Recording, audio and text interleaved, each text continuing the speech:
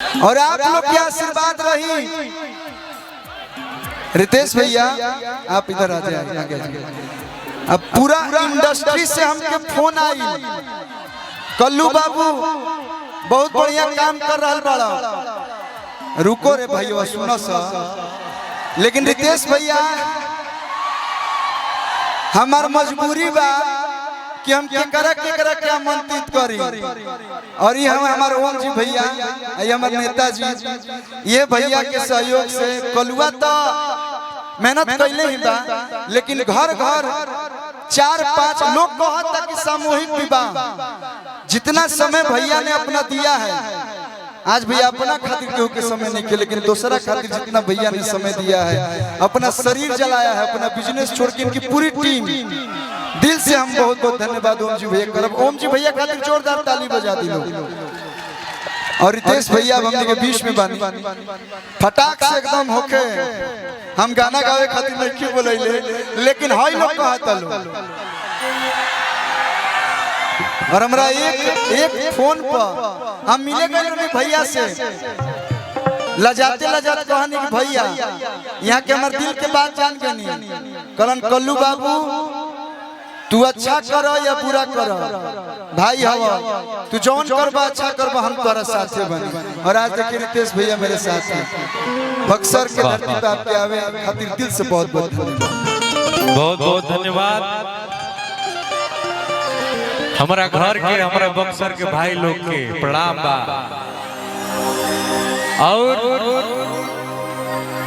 इतना बढ़िया आयोजन कल्लू जी, इतना पुण्य के काम बा, इतना रउआ ओम जी और रउआ सबके टीम मिल के इतना बढ़िया काम कैले बालो।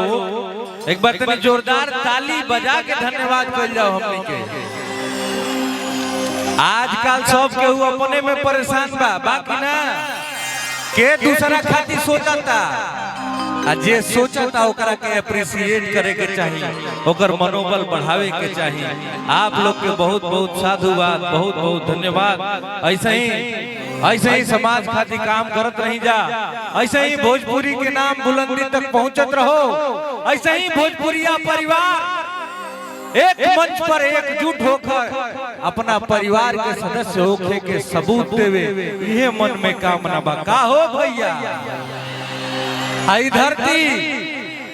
धरती बक्सर के पावन धरती जमुना के वेद आ पुराण में भी वर्णन बा, जहाँ हमारे आजा पुरुषोत्तम भगवान श्री राम माँ के शिक्षा ग्रहण कैले।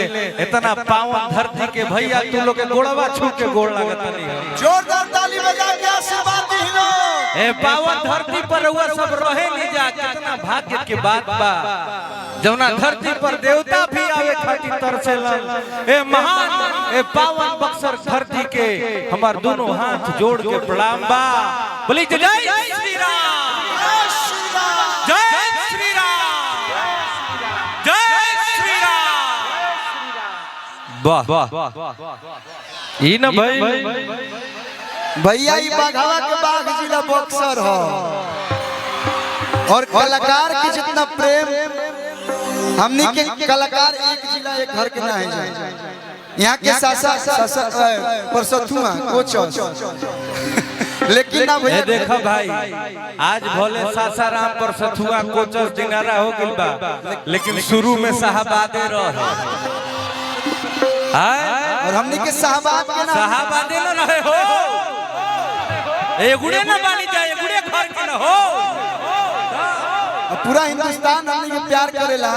आज सब यूट्यूबर भाई के मदद से पूरा हिंदुस्तान हमनी के देखता। देखी तो एक बार हम चाह कि सब यूट्यूबर भाई लोग खातिर जोरदार ताली आप लोग बजा के बहुत बहुत धन्यवाद कल्लू जी। इतना भारी संख्या में माई बहन लोग भी बाड़ी जा, सबका के प्रणाम बा।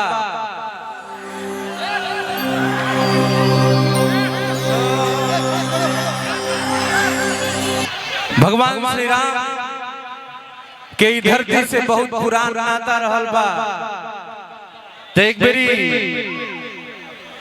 भगवान राम की आराधना हो जाओ ना भैया। दोनों हाथ उठाई जा, अब बोलिए जय श्री राम। वाह कॉर्ड दीजिए भैया, कॉर्ड दीजिए। ए रुको भाई, ए भैया आराम से आराम से आराम से। दादा चश्मा दे दे हमरा के। भैया हम दे रहा है भाई हमारा, दे दीजिए। अरे दीजिए ना, चश्मा तोड़ दिया लेकिन टूटले चश्मा लगाई भाई। ठीक बना, बहुत बहुत धन्यवाद भाई, इतना प्यारा गिफ्ट। हेलो हेलो हेलो कहे के बा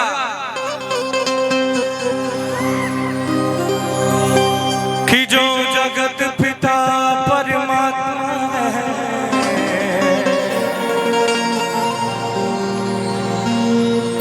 जो जगत पिता परमात्मा है, हम सब भारतीयों की आत्मा है। कौन है जो जगत पिता परमात्मा है? हम सब भारतीयों की आत्मा है। कौन? कि जो जगत पिता परमात्मा है, हम सब भारतीयों की आत्मा है। कि जिनको जो ना माने वो नर हो, अधिकारी किसी सम्मान का नहीं। जय श्री राम। जो राम का नहीं, जो राम का नहीं, जो राम का नहीं किसी काम का नहीं, जो राम का नहीं किसी काम का नहीं, जो राम का नहीं किसी काम का नहीं।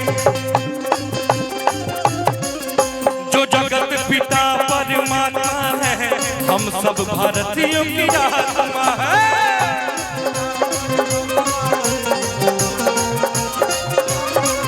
जो जगत पिता परमात्मा है, हम सब भारतीयों की आत्मा है। उनको जो ना माने वो नर, अधिकारी किसी सम्मान का नहीं।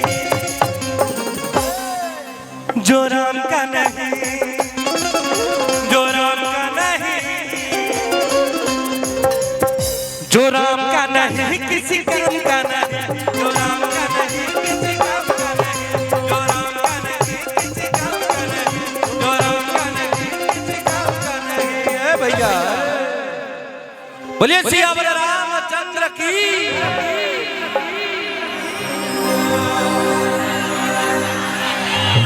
कि सबसे नीक बात सैया किसा